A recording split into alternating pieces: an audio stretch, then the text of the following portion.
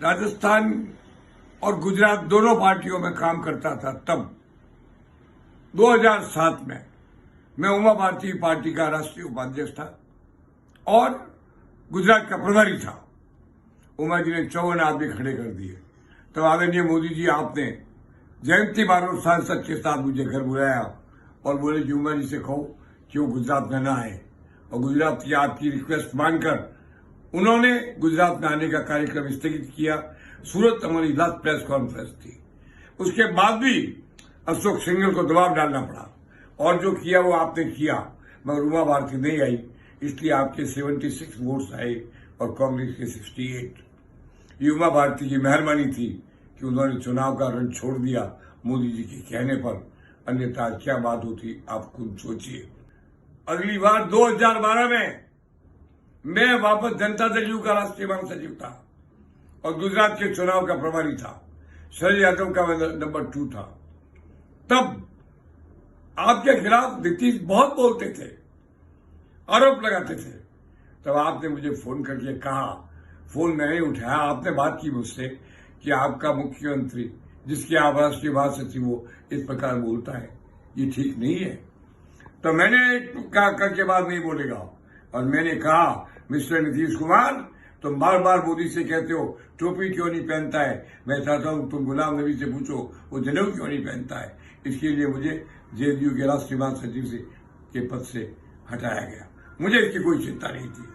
श्रीमान अमित शाह जी ने जयंती बारोट को मेरे पास भेजा, 10 एबी फॉर्म चाहिए जनता दल यू के।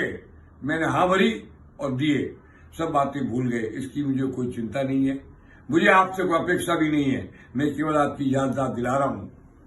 माननीय अमित शाह जी और मोदी जी सन 52 में जैन समाज के 50 और 40 के बीच एमपी हुआ करते थे। भूल गए सब लोग। आज पूरे देश में जैन समाज का एक भी सांसद नहीं है, लोकसभा का एक भी मेंबर नहीं है, जबकि जैन समाज सदा भारतीय जनता पार्टी और संघ की सेवाओं में जैन समाज का खून बहता है। ये अन्याय क्यों? एक भी एमपी क्यों नहीं है? क्या आपका कर्तव्य ड्यूटी नहीं है कि जैनों को राजनीतिक सम्मान मिले, उनके आदमियों को लोकसभा में जगह मिले? मैं मानता हूं मोदी जी आप इच्छा भी टोकन भी बोलते हो, आप भी बोलते हो, साधुओं का सम्मान करते हो, जैन साधुओं की शरण छूते हो, पर इन बातों से क्या होता है? राजनीतिक सत्ता का तो एक टुकड़ा भी आज जैन समाज को दे नहीं सके। मुझे बड़ा दुख है इस बात का। लोगों ने मुझे कहा कि आप इतनी कड़ी बात कहोगे तो आप पर एक्शन होगा। क्या एक्शन होगा?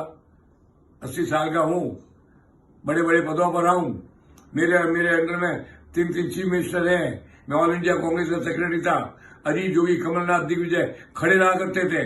मैं वो सब देखता हूं, मुझे कोई अपेक्षा नहीं, कोई पद नहीं चाहिए। इस बार भी वापस पार्टी में आने के पहले मैंने आपके क्षेत्रीय विधायक निम्बाराम को वादा किया कि जीवन भर हिंदुत्व का काम करूंगा, देशभक्ति का काम करूंगा, मोदी के अंतर्राष्ट्रीय नेतृत्व और राष्ट्रीय नेतृत्व का समर्थन करूंगा, जीवन भर मोदी के प्रति मैं निष्ठा रखूंगा।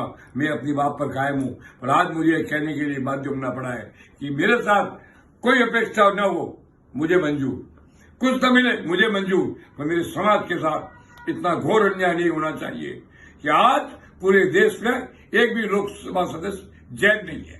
क्यों नहीं है? सबसे ज्यादा गौशाला चलाता है जैन, आपके सिद्धांतों को मानता है जैन, अहिंसक है जैन, देशभक्त है जैन, दानी है जैन, त्यागी है जैन, और आपका भक्त है जैन। संघ की सेवाओं में जैन का खून बहता है, उसके साथ ये घोर अन्याय क्यों?